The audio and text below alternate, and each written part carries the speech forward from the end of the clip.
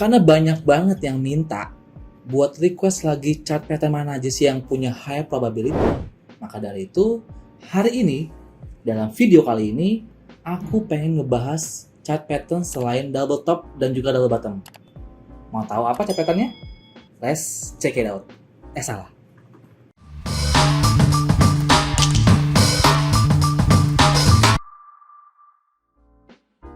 Kali ini, yang pengen aku bahas chart patternnya adalah Head and Shoulder, teman-teman semua. Head and Shoulder! Yakin? Head and Shoulder! Yang bener lo? Itu bukan merek shampoo, tapi memang sebuah pola yang dimana pola ini merupakan pola high probability. Jadi kalau teman-teman mungkin taunya double top, double bottom, ataupun falling wedge, rising wedge, sekarang ada pola yang namanya adalah pola head and shoulder. Bisa diartikan dalam bentuk kepala, juga pundak, lutut, kaki. Kepala, pundak, lutut, kaki. Bukan tuh lagu ya. Jadi kepala dan pundak, teman-teman semua. Nah, di sini aku pengen kasih contoh, kasih lihat. Jadi bisa kalian lihat dulu teman-teman semua gambar seperti ini nih. Pola dari head and shoulder itu seperti sebelah sini ya. Ini ada dragoy gitu kan. Jadi sebelah sini ya pola dari head and shoulder. Nah, sekarang aku pengen nunjukin nih gimana sih cara kita menangkap pola tersebut dalam sebuah chart. Jadi kita bisa lihat di dalam pola chart ini teman-teman semua ya. Mungkin sebagian dari teman-teman semua tuh bakal bingung, kok bisa kelihatan ya gitu, kok aku bisa melihat sebuah pola tanpa harus menarik sebuah garis. Karena memang dari awal aku sudah pakai chart pattern itu kurang lebih 3 tahun. Jadi sudah bisa memvisualisasikan sebuah pola dalam pikiran, lalu kita terapkan dalam sebuah chart pattern. Sebuah chart gitu ya. Nah, di sini aku pengen tarik garis dulu teman-teman semua untuk ngebuat sebuah pundak yang pertama. Oke, ini adalah sebuah pundak teman-teman atau shoulder yang pertama. Lalu di sini shoulder ini ketika membuat sebuah shoulder dia ada swing sedikit ke bawah ya. Lalu ngebentuk swing kedua yang dimana swing kedua ini tuh melebihi dari pundaknya. Nah, ini bisa dianggap sebagai kepalanya.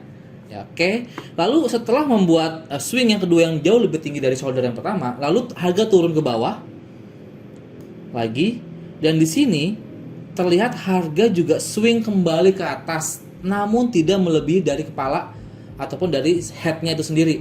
Nah, di sini bisa kebentuk yang namanya adalah pola head and shoulder. Nah, di sini bisa kita tarik ke bawah. Seperti ini. Lalu di mana sih kita bakalan meng-entry ketika kita bisa melihat ataupun sudah melihat pola tersebut terbentuk atau sudah confirm, sudah form gitu ya. Nah, ini adalah area neckline ya teman-teman semua. Nah, jadi area neckline itu di antara swing shoulder pertama dan juga swing shoulder kedua. Ada 2 lembah di sini. Kita bisa entry ketika harga sudah melewati neckline-nya tersebut. Sama seperti pola double top dan juga double bottom, harus menembus area neckline-nya dulu baru kita boleh entry. Dan di sini aku pengen nunjukin ketika kita sudah entry di area neckline dari pola head and shoulder, kalian boleh mengset SL-nya itu di atas sini ya. Di shoulder yang terakhir, jangan terlalu ngepas dengan pundaknya, tapi bisa dikira-kira jaraknya. Jadi harus shoulder yang terakhir atau shoulder yang kedua. TP-nya itu bisa pakai risk reward banding 1 banding 1 atau 1 banding 2. Jadi di sini kita lihat 3742 sekitar 5 poin, kita bisa pakai juga TP-nya sekitar 5 poin ke bawah alias ke 32 ataupun 30. Nah, di sini teman-teman ya 31.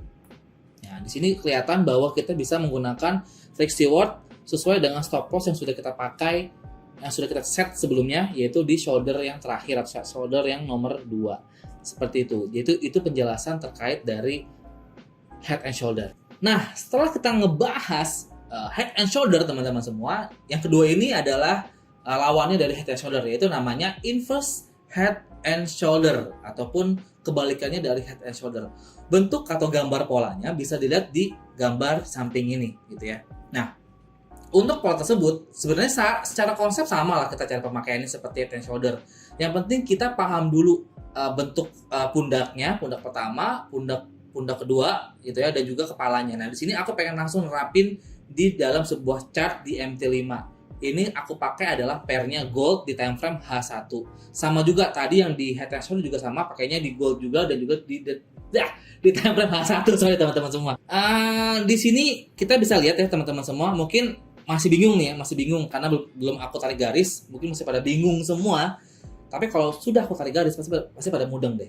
Nah, di sini kelihatan teman-temannya, ini adalah sebuah pundak pertama, bisa kita asumsikan pundak pertama gitu ya. Lalu kita tarik garis dia ke atas, setelah ke atas sedikit dia ke bawah lagi ya, membentuk sebuah swing. Namun di sini kelihatan bahwa swingnya itu tidak terlalu dalam. Satu dia pull back ke atas kembali dan kembali turun. Nah, penurunan yang kedua ini tidak melebihi dari kepalanya, sekali lagi tidak melebihi dari kepala, sehingga kita bisa asumsikan ini membentuk pola head and shoulder. Nah, di sini kelihatan. Dan di mana sih kita entry-nya? Sama, entry-nya ketika membentuk sebuah neckline. Ada neckline-nya dulu, sudah tembus neckline di sini, di area-area neckline sini nih ya. Nah, kita boleh kelihatan sini tarik garis ke atas. Nah, entry-nya itu di area titik 70 lah ya. Di sini kelihatan di 1770 area kita entry point. Dengan SL-nya itu adalah di shoulder yang terakhir, yaitu di sini. Jadi di sekitar di 61 ya, kalau 61-an lah ya, 62 lah. 62. Oke, jadi sudah kelihatan, sudah di set SL-nya berapa. Lalu TP-nya itu dengan money management seperti biasa. Risk reward 1:1 atau 1:2. Nah, karena di sini kelihatan kita pasang SL 70,628 poin SL-nya, berarti kita bisa pasang set TP-nya juga 8 poin teman-teman ya. Nah, berarti bisa dicat di 78 atau 79. Nah, ini 78 di sini. Ini dengan konsep risk reward 1:1. Jadi sudah terlihat bahwa harganya sudah terbentuk, pola sudah terbentuk dengan sebuah harga, TP sudah kita set, SL sudah kita set, jadi tinggal dieksekusi aja. Dan cara ini harus diterapkan secara rutin dalam tradingan kita, nggak harus langsung dengan akun demo gitu. Jadi bisa pelan-pelan Bapak Ibu dalam menerapkan pola-pola tersebut seperti itu. Jadi gampangnya kalau melihat pola inverse head and shoulder itu adalah kebalikan dari pola head and shoulder seperti itu.